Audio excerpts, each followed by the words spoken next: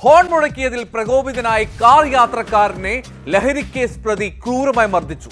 മലപ്പുറം ചങ്ങരംകുളത്താണ് ഈ സംഭവം. തൃത്താല സ്വദേശിയായ ഇർഷാദിനാണ് മർദ്ദനമേറ്റത്. കല്ലുംപുറത്തെ ഭാര്യ വീട്ടിലേക്ക് കുടുംബസമേതം നോമ്പ് തുറക്കാൻ യാത്ര ചെയ്യുമ്പോഴായിരുന്നു ഇത്തരത്തിലൊരു ആക്രമണം. ഇർഷാദിന്റെ പരാതിയിൽ ചങ്ങരംകുളം സ്വദേശി സുമേഷ് എന്നയാൾക്കെതിരെ പോലീസ് കേസെടുത്ത് അന്വേഷണം തുടങ്ങിയിട്ടുണ്ട്.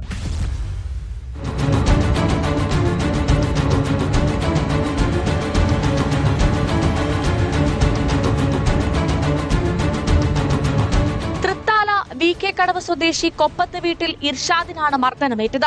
കഴിഞ്ഞ ദിവസം വൈകിട്ട് 4:30യോടെയായിരുന്നു ആക്രമണം. എടപ്പാളിൽ നിന്നും കല്ലുംപുറത്തെ ഭാര്യ വീട്ടിലേക്ക് കുടുംബസമേതം നോമ്പ് തുറക്കാൻ പോകുകയായിരുന്നു ഇർഷാദ്.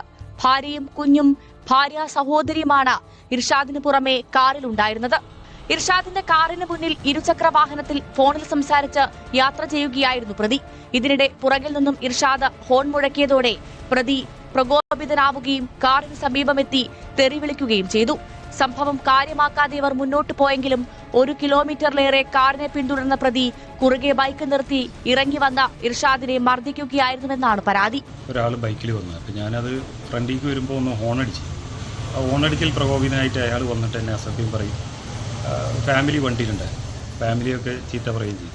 ചങ്ങരംകുളം പോലീസ് സ്റ്റേഷൻ്റെ അവിടെ നിന്ന് പിന്തുടർന്ന് ഏതാണ്ട് അറഫ ഹോസ്പിറ്റലിൽ കഴിഞ്ഞ പമ്പ് വരെ ഏതാണ്ട് എൻ്റെ വണ്ടിയുടെ 2 സൈഡിലും ആയിട്ട് പിന്തുടർന്ന് വന്ന് എൻ്റെ വണ്ടിയിലുള്ള കുട്ടികളെയും ഫാമിലിയും ഭയപ്പെടുത്തുകയും വണ്ടിയുടെ സൈഡിലാകെ വരച്ച് സ്ക്രാച്ച് വരുത്തുകയും ചങ്ങരംകുളം ആ പമ്പിൻ്റെ അടുത്ത് വെച്ചിട്ട് വണ്ടിയുടെ ഫ്രണ്ടിൽ ആൾ ക്രോസ് ചെയ്ത് നിർത്തി വന്ന് എന്നെ മർദ്ദിക്കുകയുണ്ടായി. മർദ്ദനത്തിൽ ഇർഷാദിന്റെ തലയ്ക്കും കഴുത്തിനും പരിക്കേറ്റു. ആയുധം ഉപയോഗിച്ചുള്ള കുത്തേറ്റ് കണ്ണിന് മുകളിലും പരിക്കുണ്ട്. കാറിനും അക്രമി കേടുപാടുകൾ വരുത്തി. വധഭീഷണി മുഴക്കിയതായും ഇർഷാദ് പറഞ്ഞു. ഇർഷാദിന്റെ പരാതിയിൽ ചങ്ങരംകുളം പോലീസ് കേസെടുത്തു. ലഹരി കേസടക്കം പല കേസുകളിലും പ്രതിയായ ചങ്ങരംകുളം സ്വദേശി സുമേഷാണ് ആക്രമിച്ചതെന്നാണ് പോലീസ് അന്വേഷണത്തിൽ ലഭിച്ച വിവരം.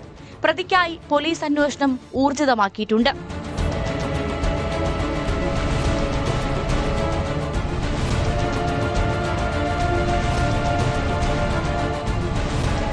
ന്യൂസ് 18 തിരൂർ.